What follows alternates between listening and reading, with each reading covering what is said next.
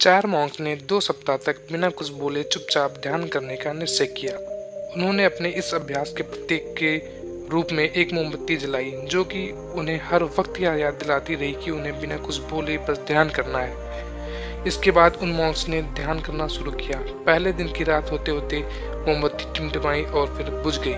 यह देखते ही पहले मॉन्क ने कहा, अरे नहीं, यह मोमबत्ती तो बुझ गई। दूसरे मॉन्क ने कहा, हमें बात नहीं करनी चाहिए, हमने कुछ भी न बोलने की कसम खाई थी। तीसरे मॉन्क ने कहा, तुम दोनों को बोलने की क्या जरूरत थी। चौथा मॉन्क हंसा और बोला, हा हा हा, मैं अकेला ही जिसने बात नहीं की। दोस्तों, उस दिन सभी के बोलने के अपने अपने अलग अलग कारण थे, लेकिन चारों में से प्रत्येक ने बिना कुछ सोचे ही तुरंत ही अपने विचार रख दिए।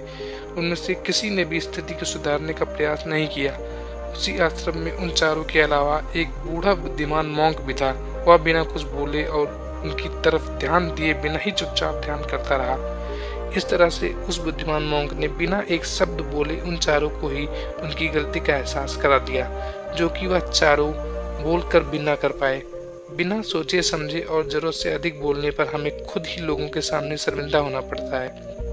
एक समझदार व्यक्ति कभी भी बिना मांगे किसी व्यक्ति को सलाह नहीं देता, क्योंकि वह जानता है कि बिना मांगे दी हुई सलाह का कोई मतलब नहीं होता और न ही सामने वाला उस सलाह को मानता है। लेकिन आजकल लोगों ने अपनी समस्या बताई नहीं कि हम सुझाव देना शुरू कर देते हैं, जबकि 99% केसेस में जब लोग हमसे अपनी समस्या शेयर कर रहे होते हैं तो वह हमसे कोई सुझाव नहीं सुनना चाहते, बल्कि वह तो सिर्फ ये चाहते हैं कि हम उनकी बातों को ध्यान से सुन लें, और इससे उन्हें कुछ समय के लिए शांति महसूस होती है, क्योंकि हम उन्हें जो भी सलाह देंगे या उन्हें भी पता है, हर इंसान को पता है क्या सही है और क्या गलत है। इसलिए जब अगली बार हमसे कोई अपनी समस्या बताए तो हम बस उसकी बातों को ध्यान से सुने, उसे सलाह देना ना शुरू कर दें जब तक कि उसने मांगी ना हो, क्योंकि सामने वाला इंसान हमसे बस इतनी ही चाहता है कि हम उनकी बातों को ध्यान से सुने और समझें। यह बात तो आप लोगों ने भी सुनी होगी, हम जितना कम बोलते हैं उतने ही समझदार होते जाते हैं, और इसका उल्टा भी उतना ही सही है। जो जितना बुद्धिमान होगा वह उतना ही कम बोलेगा।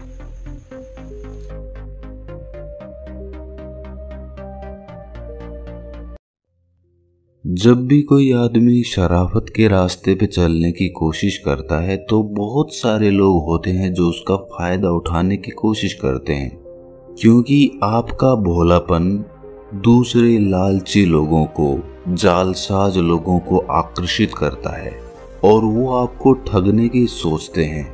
लेकिन जब आदमी ध्यान करना शुरू करता है तो उसके अंदर प्रेम की उत्पत्ति होने लगती है, जिससे उसके अंदर एक सरलता पैदा होती है, एक भोलापन आता है, एक प्रेम भाव आता है। लेकिन हम तो संसार में रहते हैं, और जब संसार के लोग हमारा ये भोलापन भांप लेते हैं तो वो हमारे नजदीक आने लगते हैं, और नजदीक आकर हमें धोखा देकर हमारा फायदा उठाकर चले जाते हैं, जिससे हमारे दिल को बहुत गहरा आघात पहुंचता है। हमारे मन के अंदर एक शूल सी चुभ जाती है, और हम अपने आप से ये सवाल पूछते हैं कि क्या शराफत की जिंदगी जीना गुनाह है? क्या मुझे भी जालसाज आदमी बन जाना चाहिए? और जब ऐसे ख्याल मन में आने लगते हैं तो हम ध्यान से दूर हटने लगते हैं। ध्यान में ये बातें बाधा बन जाती हैं। आप ध्यान करना भी चाहेंगे, आप प्रेम करना भी चाहेंगे, लेकिन ये दुनिया आपको करने नहीं देगी। तो ऐसे में अपने आप को संतुलित कैसे रखें, बहुत बड़ा सवाल है, और इसका हल जानना भी बहुत ज़रूरी है, क्योंकि अगर आपको धोखा मिला तो आप कभी भी ध्यान की तरफ नहीं बढ़ेंगे, अपने जीवन में आध्यात्मिक उन्नति नहीं कर पाएंगे। इस सवाल का जवाब आपको इस कहानी के माध्यम से मिलेगा। इससे पहले कि आप इस कहानी में खो जाएं, इस चैनल को सब्सक्राइब जरूर कर लें।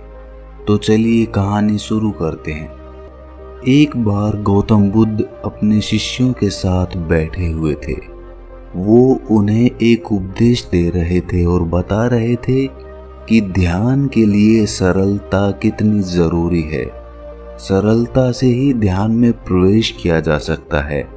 आदमी जितना सरल होगा, जितना भोला होगा, जितना साधारण होगा, उसके मन में प्रेम की उत्पत्ति उतनी ही ज्यादा होगी, जो कि ध्यान के लिए एक सीढ़ी बनेगी।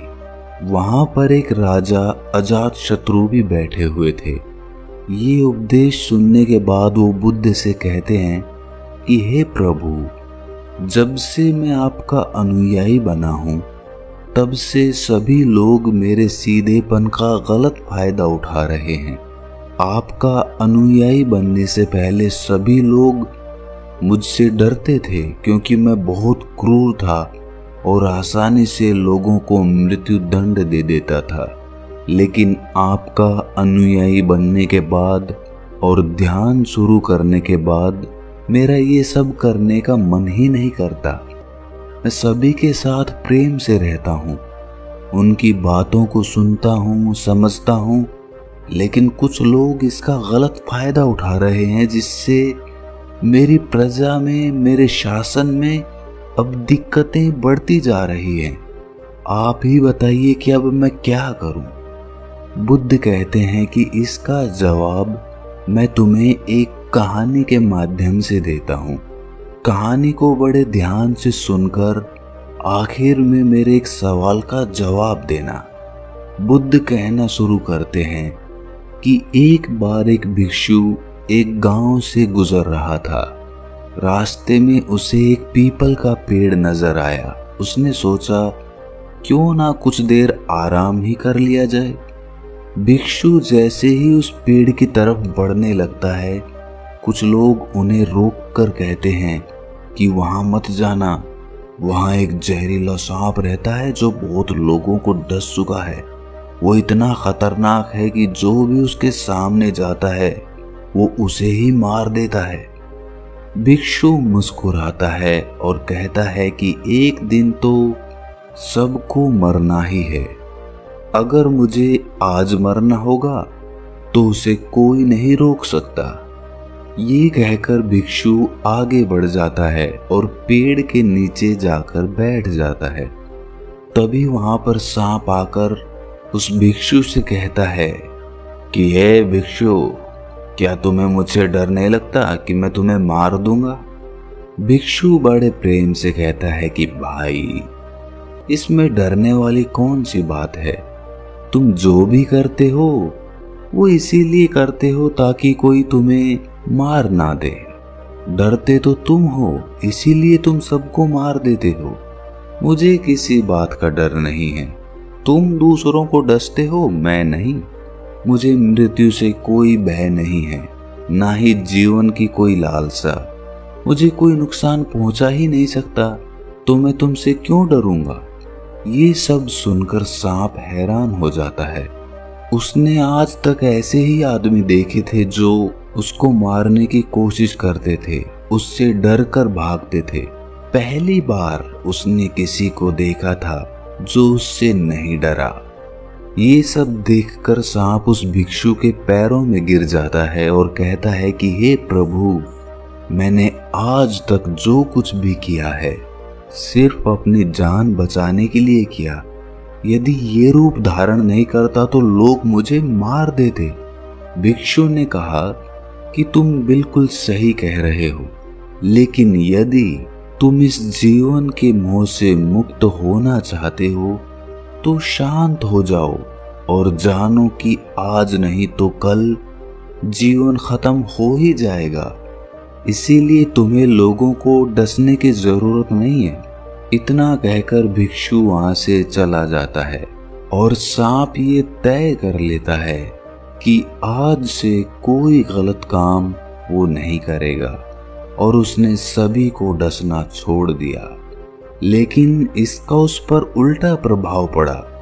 जो लोग उससे डरकर भागते थे वही अब उसे मारने की कोशिश करने लगे, उसे चोट पहुंचाने लगे। सांप बहुत दुखी रहने लगा। लोग उसे तरह तरह की चोट पहुंचाते। कोई कोई तो उसे मारने के लिए उसके पीछे लकड़ी लेकर दौड़ता। वो अब लोगों को कोई नुकसान नहीं पहुंचाना चाहता था। और सभी लोगों को प्रेम करने की कोशिश करता था, लेकिन लोग इसका गलत फायदा उठाते थे क्योंकि लोगों का जो उससे डर था वो खत्म हो गया था और अब लोग उस समय का बदला उससे ले रहे थे जब वो सांप उन्हें डराता था। ऐसे ही वर्षा ऋतु बीत गई। वर्षा ऋतु बीतने के बाद वही बौद्ध भिक्षु उस रास्ते से वापस जा रहा था।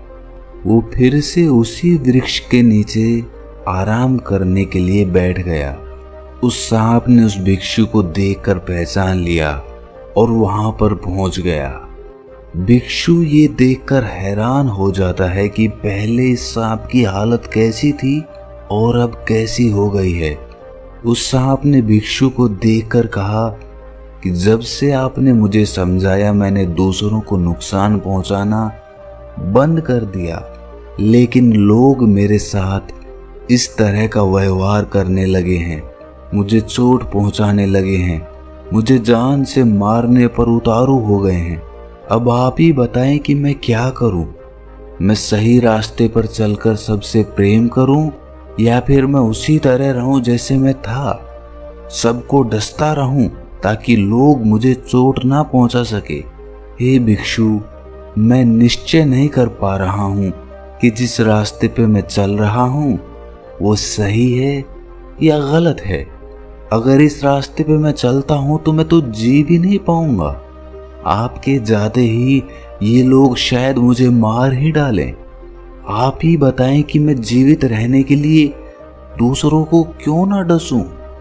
भिक्षु कहता है कि हे नागदेव, मैंने तुमसे ये नहीं कहा था कि तुम अपने स्वभाव को ही बदल दो।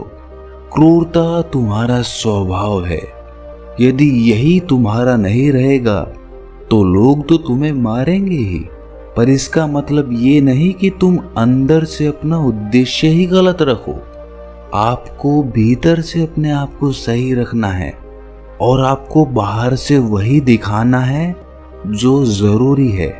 सांप एक जहरीला जीव है, इसीलिए लोगों के मन में उसके लिए भय, डर होना जरूरी है, क्योंकि उनके अंदर तुम्हारे लिए डर नहीं होगा तो वो तुम्हें हानि पहुंचाएंगे ही। परंतु तुम्हें भीतर से खुद को सही रखना होगा। तुम्हें लोगों को नुकसान नहीं पहुंचाना है, बल्कि उनके अंदर अपना डर बनाना है। जब लोग तुम्हारे पास तुम्हें चोट पहुंचाने आते हैं तो डसने की बजाय तुम डसने का दिखावा करो। अपना सर उठाकर अपने फन को लहराओ ताकि लोग तुम्हारे पास ना आ सके। भीतर से तुम किसी को डसने के बारे में सोचना भी नहीं, लेकिन बाहर से सबको ये दिखाओ कि तुम उन्हें डस सकते हो, और तभी तुम अपने आप को सुरक्षित रख पाओगे। ये कहानी सुनाने के बाद बुद्ध कहते हैं कि अजातशत्रु, तुम इससे क्या सीखे? अजातशत्रु कहता है कि हमें खुद के स्वभाव को नहीं बदलना, बल्कि भीतर से खुद को बदलना है। वो कहता है कि मेरी भी हालत, हे बुद्ध, पिछले कुछ दिनों से सांप की तरह हो गई थी। मैं निश्चय ही नहीं कर पा रहा था कि मैं अपने राजपाट के कार्यभार को कैसे चलाऊं, क्योंकि राजपाट चलाने के लिए राजनीति भी जरूरी होती है, लोगों को दंड देना भी जरूरी होता है। उसके बिना तो राजपाट चल ही नहीं पाएगा। लेकिन दूसरी तरफ मैं आपके उपदेश सुनता था तो मुझे लगता था कि जब तक मैं प्रेमपूर्ण और सरल नहीं होऊंगा तब तक मैं ध्यान को उपलब्ध ही नहीं हो पाऊंगा, और इस असमंजस ने मेरी रातों की नींद उड़ा दी थी। लेकिन आपकी इस कहानी से मैं भली भांति समझ गया हूँ कि मुझे ध्यान करते हुए, अपने अंदर सरलता लाते हुए, प्रेम लाते हुए अपने कर्तव्यों का निर्वाह करना है। लोगों को ये महसूस नहीं होने देना कि मैं सरल हो गया हूँ और मैं किसी को कठोर दंड नहीं दे सकता। इन दोनों में जब सामंजस्य बैठेगा तभी मेरा जीवन भी अच्छा चल सकता है और तभी ये राजपाट भी चल सकता है। दोस्तों, भोलापन और सरलता अच्छी बात है, लेकिन तब तक जब आप सन्यासी जीवन जी रहे हों, जब आपको सांसारिक कर्तव्यों का निर्वाह ना करना पड़े। लेकिन जब आप संसार में रहते हो तो आपको सांसारिकता में घुलना ही होगा।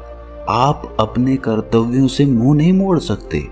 हमने बहुत से लोगों को देखा होगा जो ध्यान करने लगते हैं तो इतने सरल और इतने भोले हो जाते हैं कि उनके रिश्तेदार, उनके भाई बंधु ही उनका फायदा उठाने लग जाते हैं। इसी की वजह से उसे और उसके परिवार को बहुत पीड़ा सहनी पड़ती है। लेकिन संसार में रहते हुए सांसारिक कर्तव्यों का निर्वाह न करना, अपने परिवार की देखभाल न करना, ये भी तो पाप है। इसीलिए ये कहानी हमें बताती है कि हमें अंदर से बदलना है, हमारे स्वभाव को नहीं बदलना। आप अपने ध्यान को अंदर से गहरा करिए, अंदर से सरल बनिए, लेकिन बाहर से उस सरलता को दिखाने की जरूरत नहीं है। लोगों को ये जताने की जरूरत नहीं है कि मैं ध्यान कर रहा हूँ और ध्यान से मेरे अंदर ऐसा बदलाव आ रहा है। ये तो आपका अहंकार हो जाएगा, आपका घमंड हो जाएगा। आपको बाहर से अपना स्वभाव वैसा ही रखना है जैसा कि वो है, लेकिन होश और ध्यान और प्रेम अंदर से उपजाना है, अंदर से पैदा करना है, ताकि लोग आपका फायदा भी ना उठा पाएं और आप आध्यात्मिक उन्नति भी कर सकें। तो दोस्तों, कैसी लगी आपको ये कहानी कमेंट सेक्शन में ज़रूर बताएं, और अच्छी लगी तो इस चैनल को सब्सक्राइब ज़रूर कर लें। तो मिलते हैं अगली कहानी में, तब तक के लिए अपना ख्याल रखें।